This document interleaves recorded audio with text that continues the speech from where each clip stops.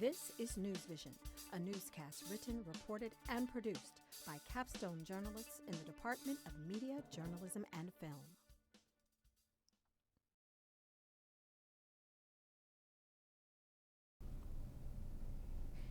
Paris terrorist attack, diet soda health effects, and an ex-football NFL player commits suicide. Good afternoon, my name is Devin Jones, and thank you for joining us for a special weekend edition of the NewsVision newscast. Thursday night, Paris was on center stage after a terror attack shook the city. A gunman carrying an assault rifle shot and killed a police officer. 2 other police officers and a bystander were also injured in the attack. The attack is expected to sway voting in France's current election for a new president. After the fear-gripping attack, citizens may lean towards a candidate who appears to be tough on crime. China has put missile-capable bombs in the air this week after rising tensions with North Korea. The U.S. saw evidence that China was prepared to handle a potential problem with North Korea. Following North Korean missile tests, tensions have continuously risen on the Korean peninsula. However, according to China, the U.S. beliefs are untrue. China is reporting that the China-North Korean border is at a normal level of combat. In just 24 hours, Russian bomber planes have been seen off the coast of Alaska. The closest the bombers came was 36 nautical miles off of Alaska's coast. The first spotting of a Russian aircraft was seen as safe by U.S. military officials, but with the strain between the two countries at this moment, many are still on the edge of their seats. As President Trump's first 100 days winds down, he recants on some of the things he promised to voters during his first months of his presidency. What follows is my 100-day action plan to make America great again. Just before the November election, then-candidate Donald Trump presented this contract to the American voter, offering a series of measures that would be pursued within the first 100 days. Middle-class tax relief and simplification act. The American Infrastructure Act, School Choice and Education Opportunity Act. But now, with just 8 days to go, the president is tamping down that 100-day promise. In a Friday morning tweet, the president saying, "No matter how much I accomplish during the ridiculous standard of the first 100 days, and it has been a lot, including the Supreme Court, media will kill." Supporters of the president point to the nomination of Neil Gorsuch to the Supreme Court, higher numbers on Wall Street, and a series of executive orders as evidence the president is getting things done. No administration has accomplished more in the first 90 days. But some of those signature promises have fallen short, including the effort to repeal and replace Obamacare. With Congress set to return to Washington next week, sources say the White House wants another run at health care. But it's up to House Republicans to strike a deal. Both the right and the left should like this. It's about good policy. This despite the threat of a government shutdown if Congress can't reach an agreement on a spending bill by the end of next week. The president is optimistic that won't happen. I think we're in good shape. In Washington, I'm Kristen Holmes. As the president's first 100 days continue, stay tuned to NewsVision for further updates. Tear gas and rubber bullets met protesters on Wednesday as they took to the streets in Venezuela. Protesters are fighting for elections and the return of democracy to their homeland. Current President Nicolas Maduro ignored calls from international leaders to allow his people to peacefully assemble. Instead, he unleashed the military on the protesters. Some protesters fought back, wearing masks to protect themselves from the tear gas. At the moment, 3 fatalities have been reported. In other news, after $43 million was recovered in an apartment in Nigeria, the country's spy chief, Ayodele Oke, has been suspended. Reports claim that the money, found all in cash, may belong to his agency. The money, including $76,000 in Nigerian currency and $35,000 in euros, was found in the country's largest city, Lagos. Oke has admitted that his agency was in fact responsible for the funds, intended to be used for covert operations. Coming up, diet soda may cause serious health risks such as dementia. Stay tuned to that story up next. I'm I'm trying to get eyes on the subject. Are you sure we should be doing this? Yes, it's our job to defend the public's right to know.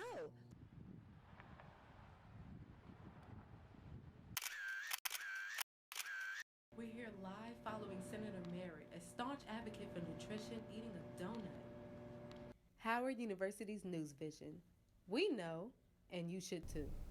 New studies show that artificially sweetened drinks may cause damage not only to your body, but to your brain as well. The American Heart Association published a study that suggests that the artificial sweeteners found in drinks like diet soda may lead to a higher risk of stroke and dementia. Climate change is affecting every part of human life as of late. Corn farmers are the newest bunch concerned about the health of our planet. When droughts occur like the one in 2012, not only does corn production go down, but corn prices go up. Soil destruction from heavy rain is making corn harvesting harder than ever. Thankfully, agricultural companies like John Deere are thinking of new technology to help farmers create a thriving corn crop. Our next story comes from Florida, where a 10-year-old boy with autism was arrested at his school. John Haygood was arrested after an incident that took place in October. Back in the fall, Haygood had an incident with a paraprofessional, which left scratches and marks on the paraprofessional. The young boy was arrested on a felony battery charge. Criminal charges were originally pursued against Haygood on November 1st. After being expelled from his school, Haygood returned for standardized testing, which he refused to do, which led to his mother being notified that there was an active warrant out for the 10-year-old's arrest. Following a month-long search, the missing teenager from Tennessee has been found. The girl's former teacher, who is facing kidnapping charges, was found with the girl in Northern California. According to the U.S. Attorney Jack Smith, the man will also face a federal charge of transporting a minor across the state lines for the purpose of sexual intercourse. The arrest stemmed from a hotline tip the Tennessee Bureau of Investigation received. According to Mintel.com, over 50% of black consumers in the U.S. use styling products compared to only 34% of the general population. Howard University NewsVision reporter Raven Greenaway tells us more about some dangers that may lurk in the multi-billion-dollar business. The Environmental Working Group found that 1 in 12 beauty products marketed to black women rated highly hazardous on their Skin Deep cosmetic database. The products had ingredients like fragrance and parabens, which may raise many health concerns. There we concluded with a report that, black women, if they were to shop products that were only marketed to them, they may not have as many options for products that don't have these ingredients of concern. These limited options are a viable concern for black female consumers. How available the alternatives are, and how expensive the alternatives are. Everything these days leads to cancer, and I feel on the list of things that I do to avoid cancer, my hair products really isn't up there. Salon owner Wanda Henderson looks for other things when purchasing products for her salon.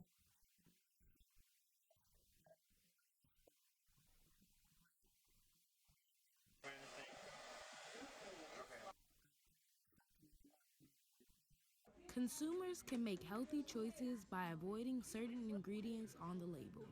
But the term paraben is at the end of the ingredient. This ingredient class has been linked to hormone disruption. Not only has certain mixtures of fragrances have been shown to cause allergies and skin sensitization. Fragrance itself is a undisclosed term. The Skin Deep database rates products from 1 to 10, reflecting the hazards of ingredients. The database has included over 1,000 products marketed to black women. When a product scores 1 to 2, that's a product that, we would suggest that you should probably get, just because it has ingredients that haven't been associated with any of these health hazards.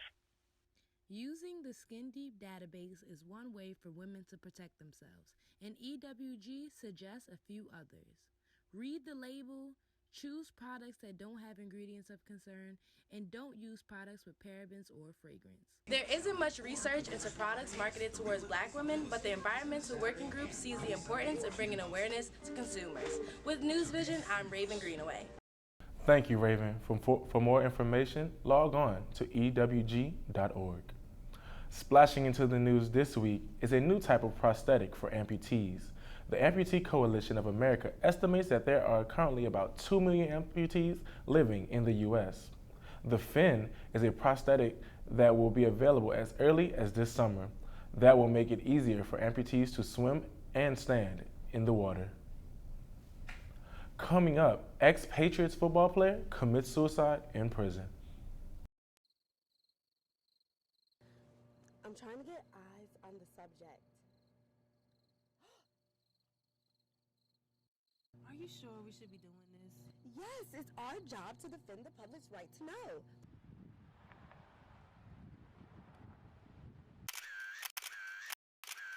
We're here live following Senator Mary, a staunch advocate for nutrition, eating a donut. Howard University's NewsVision. We know, and you should too.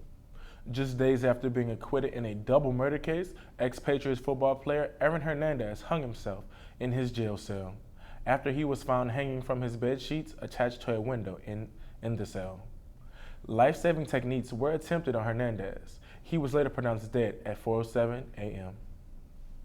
In other sports news, the man responsible for former New Orleans Saints football player Will Smith's death has been convicted of manslaughter and attempted manslaughter.